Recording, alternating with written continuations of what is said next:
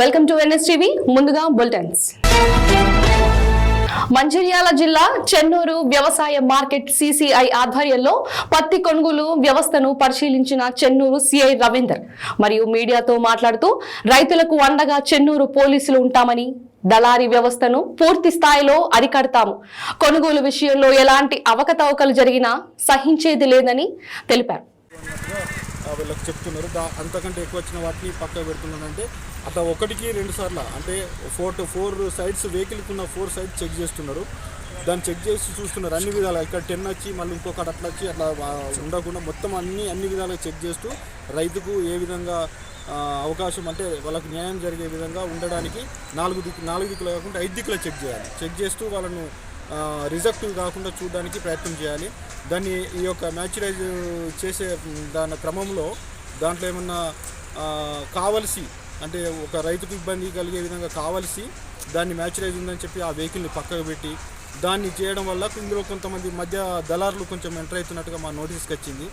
అలాంటిది ఏంటంటే ఇక్కడ మ్యాచురైజ్ ఉన్నట్టుగా చూపించడం, దాన్ని వెహికల్ని పక్కకు పెట్టించడం, మళ్ళీ ఇదే వెహికల్ని తీసుకెళ్ళేసేసి మళ్ళీ వేరే దళారీ మధ్యలో ఉండే దళారులు దాన్ని కొనుగోలు చేయడం, మళ్ళీ దాన్ని తీసుకొచ్చేసి మళ్ళీ ఇక్కడ సేమ్ ధరకు అమ్ముకొని ఆ యొక్క డబ్బులను కొంచెం చేస్తున్నట్టుగా కొంచెం జరుగుతున్నట్టుగా మా నోటీస్కి వచ్చింది.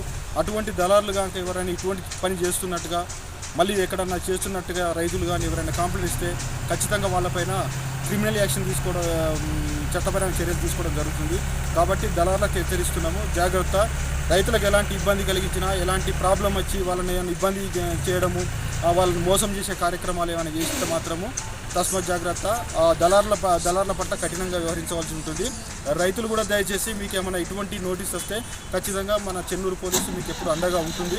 కాబట్టి మీరు రైతులు నిర్భయంగా మాకు డయల్ 100 కాల్కి ఫోన్ చేయవచ్చు, లేదా మా మొబైల్ నెంబర్ ఉంటుంది 8712656553 8712 మరోసారి చెప్తున్నా 8712656553 నెంబర్కు ఖచ్చితంగా నాకైనా ఫోన్ చేసి చెప్పవచ్చు.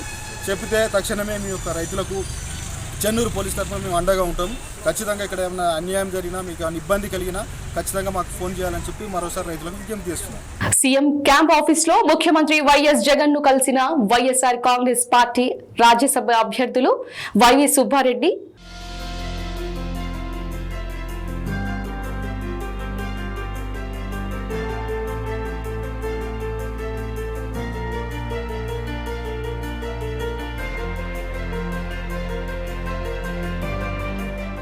నాగర్ కర్నూలు జిల్లా కల్వకుర్తి పట్టణంలోని మార్కెట్ యార్డ్ లో ప్రతి సంవత్సరం నష్టపోతున్న పల్లి రైతులు పంట చేతికొచ్చి మార్కెట్ కు తెచ్చిన ప్రతిసారి ఏదో ఒక సాకుతో మార్కెట్ అధికారులు, కమిషన్ ఏజెంట్ మిల్లర్స్ కుమ్మక్కై రైతులను నిలువెల్లా ఉంచుతున్న వైనం. గత 2 రోజుల క్రితం 8,000 ఉన్న ధర ఈ రోజుకి 4,000కు పడిపోయింది. ఎక్కడ ఈ దోపిడీ రైతన్నలు ఆరుకులం కష్టపడి పంట పండించడమే శాపమా? దర్జాగా ఉద్యోగం చేసుకునే మార్కెట్ అధికారులు, కమిషన్ ఏజెంట్లు, మిల్లర్స్ ఎలాంటి శ్రమ లేకుండా ప్రజల సొమ్మును దండుకుంటున్నా అడిగే నాథుడు లేడా? ఎంతకాలం ఈ మోసం? ఇకనైనా ఈ ప్రభుత్వం మరియు ఉన్నత అధికారులు వెంటనే స్పందించి రైతులకు గిట్టుబాటు ధర, అదేవిధంగా చొరవ తీసుకోవాలి. ఇలాంటి మోసాలు జరగకుండా కఠినమైన నియమ నిబంధనలు పాటించేటట్లు ఎప్పటికప్పుడు ఇన్స్పెక్షన్ చేయాలి. ఇకపోతే ఈ కల్వకుర్తి మార్కెట్ యార్డ్ గురించి చెప్తే ఒక పెద్ద గదే ఉంది. రైతులకు వసతి గృహాలు ఉండవు, కనీసం టాయిలెట్స్ కూడా సక్రమంగా మీటింగ్ చేయడం చేతకాని ఈ అధికారులు మిల్లర్స్తో కుమ్మకవ్వడానికి సిద్ధంగా ఉంటారు. వారికి వారి బాగోగులు తప్ప రైతుల గురించి ఏమాత్రం పట్టదు. అందుకు నిరసనగా రైతులు కల్వకుర్తి హైదరాబాద్ చౌరస్తాలో పెద్ద ఎత్తున నిరసన తెలిపారు. వారికి నేను ఒక రైతుని అంటూ కల్వకుర్తి మున్సిపల్ చైర్మన్ యడ్మ సత్యం మద్దతుగా నిలబడ్డారు. ఈ నిరసనలో రైతులు మద్దతు ధర ప్రకటించాలి. ఈ దళారు దందను రూపుమాపాలని నినాదాలు చేశారు. వెంటనే కల్వకుర్తి మార్కెట్ అధికారులపై కఠిన చర్యలు తీసుకొని వారి విధులను సక్రమంగా నిర్వహించేటట్లు చూసుకునే బాధ్యత ప్రభుత్వంపైనే ఎంతగానో ఉంది.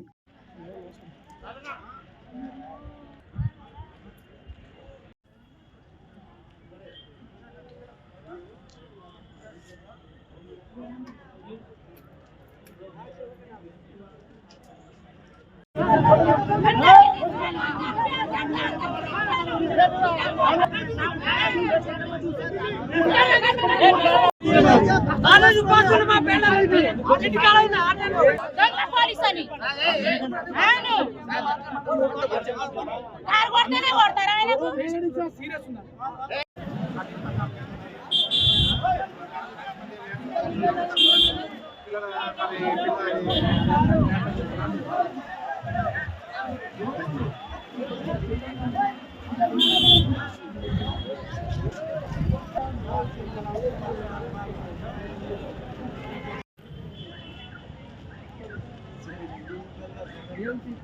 జగిత్యాల జిల్లా మెట్పల్లి నిన్న Hyderabad state body lifting champion trophy competition Hyderabad Alwal Punjabi Bhavan లో జరిగింది.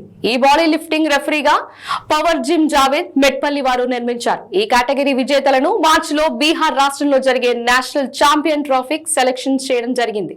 ఈ కార్యక్రమంలో తెలంగాణ బాడీ లిఫ్టింగ్ అధ్యక్షుడు గోపాలనాయుడు, సెక్రటరీ షంషేర్ సింగ్ మరియు రెఫరీగా మొహమ్మద్ జావేద్, సురేష్, కళ్యాణ్, మధు, శంకర్ రెడ్డి తదితరులు పాల్గొన్నారు.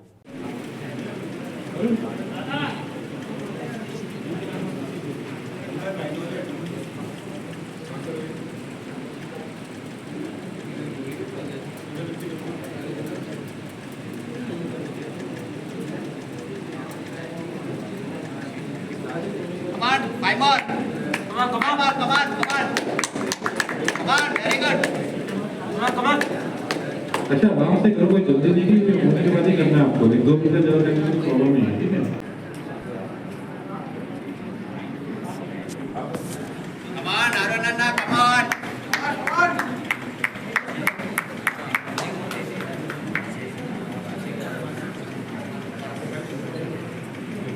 హైదరాబాద్ లోని అబిడ్స్ జీపీఓ సర్కిల్ వద్ద బజరంగ్ దళ్ విహెచ్పి సభ్యులు వాలంటైన్ గ్రీటింగ్ కార్డులను దగ్ధం చేశారు.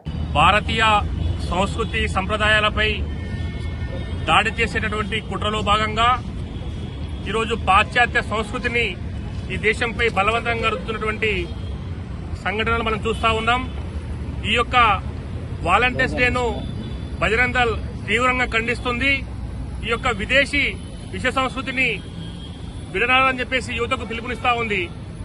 ఏదైతే విచ్చలవిడితనాన్ని ప్రేమ పేరుతో కల్తీ ప్రేమను ఉలకబోస్తూ విశృంఖలను పెంచిపోస్తున్నటువంటి పాశ్చాత్య సంస్కృతిని బజరంగ్ దళ్ వ్యతిరేకిస్తా ఉంది.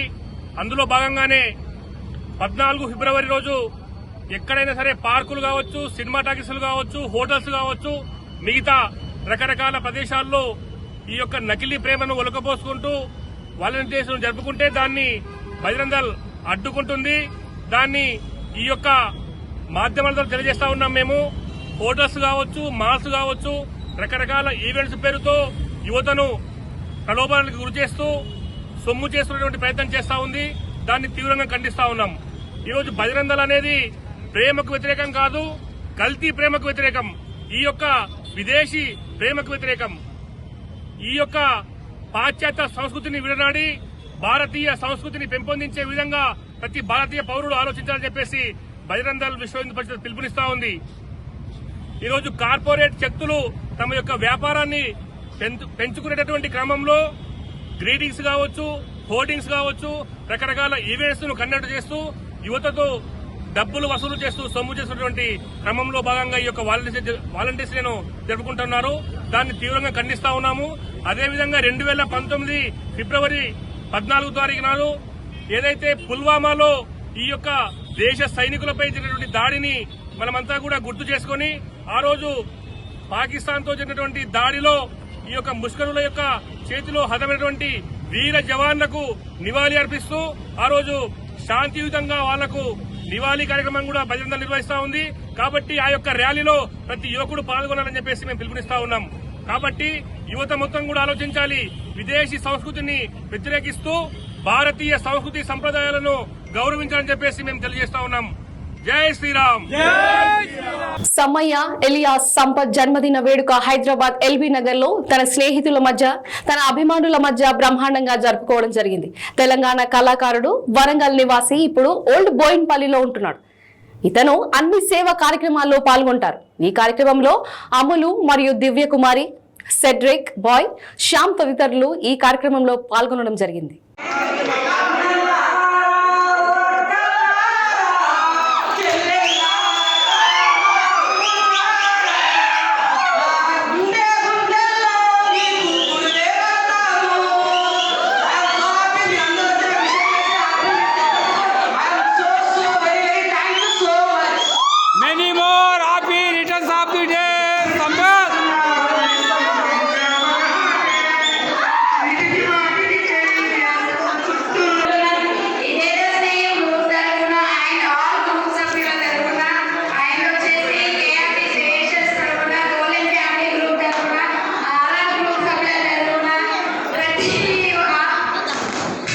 జగనన్న ప్రభుత్వంలో డ్వాక్రా మహిళలకు 4 విడతలుగా రుణమాఫీ చేసి ఇచ్చిన మాట నిలబెట్టుకున్న మన జగనన్నకు మళ్లీ ఓటు వేసి గెలిపించాలని ఎమ్మెల్యే చిర్ల జగిరెడ్డి గారు పేర్కొన్నారు.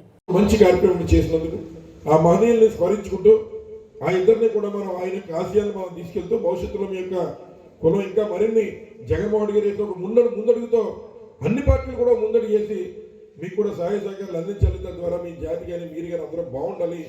మరి చాలా మంది అనుకుంటారు వీళ్ళు ఏదో కేవలం దళితుల నాయకులు కాదు, సమానత్వం కోరుకున్నారు, మానవత్వంతో చేశారు రిజర్వేషన్ అనేటువంటిది. అంటే ఏంటి, డబ్బున్నోడికి ఎంతసేపు డబ్బున్నోళ్ళ ఉండడం కాకుండా కింద స్థాయిలో ఉన్నాడు కూడా చెయ్యి పట్టుకుని పైకి రావి వాళ్ళు వీళ్ళు సమానంగా ఉండాలని కోరుకున్నారు. అది వాళ్ళిద్దరూ చెప్పింది. అంతేగాని కేవలం ఒక వర్ణానికో కులానికో పట్టం కట్టినటువంటి వారు కాదు అంబేద్కర్ గారు కానీ జగజ్జీవన్ రామ్ గారు కానీ అని చెప్పి సందర్భంగా తెలియజేస్తూ మొన్న జగన్మోహన్ గారు మాట చెప్పాడు. ఏదైతే స్టాచ్యూ ఆఫ్ సోషల్ జస్టిస్ అని చెప్పి మన ప్రాంతంలో ప్రతి ఒక్కరు కూడా విజయవాడలో చూడాల్సినటువంటి ప్రాంతం ఇవాళ 404 కోట్లతో అక్కడ కట్టి మన విగ్రహాన్ని పెట్టి ఆయన ఒకటే చెప్పాడు. అంటరాని తరం ఈరోజు ఇంకా పోలేదు, ముసుగేసుకుని ఉంది, కళ్ళు తెరవండి ఆ విగ్రహాన్ని చూసని చెప్పాడు జగన్మోహన్ గారు. ఏం చేద్దంటే ఈ రోజు కూడా అధికారంలోకి వచ్చిన 3-4 పెట్టి వాళ్ళ ఇళ్ళకి వెళ్ళి అడిగితేనే ఇచ్చేటువంటి సంస్కృతి సాంప్రదాయాలు గతంలో ఉంటే ఇవాళ ఈ భూమి నువ్వు పుట్టావు, నీకు ఈ భూమి పుట్టుకతోనే నీకు హక్కు వచ్చింది, అది సచివాలయానికి వెళ్ళి నువ్వు డైరెక్ట్ తీసుకునే విధంగా ఉండాలి తప్ప ఎవడో ఇస్తేనో ధర్మం చేస్తేనో తీసుకునే విధంగా నువ్వు లేవని చెప్పి అర్థం చెప్పినటువంటి వాడు మరి కేవలం అంబేద్కర్ అని చెప్పి సందర్భంగా మీ అందరికీ మనం చేస్తున్నా దాన్ని మీరు గమనించుకోవాలని చెప్పి సందర్భంగా మనం చేస్తున్నా. పేదలు వెళ్ళేటువంటి పళ్ళు ఒకలా ఉండాలి, పెద్దలు వెళ్ళే పళ్ళు ఒకలా ఉండాలి అనేటువంటి వాళ్ళు ఎవరు అర్థం చేసుకోవాలని కోరుతున్నారు. ఎవరైనా వెళ్ళేటువంటి ప్రభుత్వ పాఠశాలలు కూడా ఇవాళ అవకాశం ఇస్తే మన పిల్లలు కూడా ఇంగ్లీష్ మీడియం చదువుకుని ఏదైనా సాధించగలరు. అదే చెప్పారు అంబేద్కర్ గారు కానీ జగజ్జీవన్ రామ్ గారు కానీ. మరి పిల్లలు బాగా చదివించాలని చెప్పారు. వాళ్ళు వెళ్ళే పాఠశాలలు కూడా ప్రైవేట్ పాఠశాలలు ధీటుగా ఉండాలని చెప్పి ఎవరు చేస్తున్నారో మనం వాళ్ళు ఆలోచించుకోవాలని చెప్పి సందర్భంగా మనం చేస్తున్నారు. అవకాశం ఇస్తే కేవలం కూలి పనికి వెళ్ళేటువంటి వాడు బిడ్డ కూలి పనికైనా మిగిలిపోవాలి, లేకపోతే మా ఇంటి పనికి ఎవరు వస్తారని ఆలోచన చేసేవాళ్ళు ఇవాళ కూడా అంటరాంతరాన్ని వారు ప్రోత్సహిస్తున్నారని చెప్పి సందర్భంగా మనం చేస్తున్నా. అవకాశం ఇస్తే చిన్న బిడ్డ కూడా రేపు మన బిడ్డలు కూడా ఏదైనా సాధించగలరు.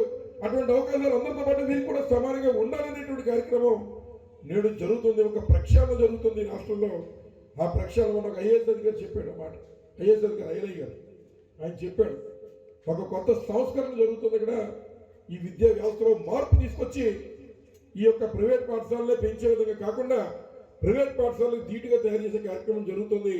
భవిష్యత్తులో కేవలం దానికి ఆటంకం కలిగితే మళ్ళీ ఇక్కడ పుట్టే ఐన్స్టీన్ మరి పుట్టడం అనేటువంటి మాట చెప్పాడు ఐలయ్య గారు.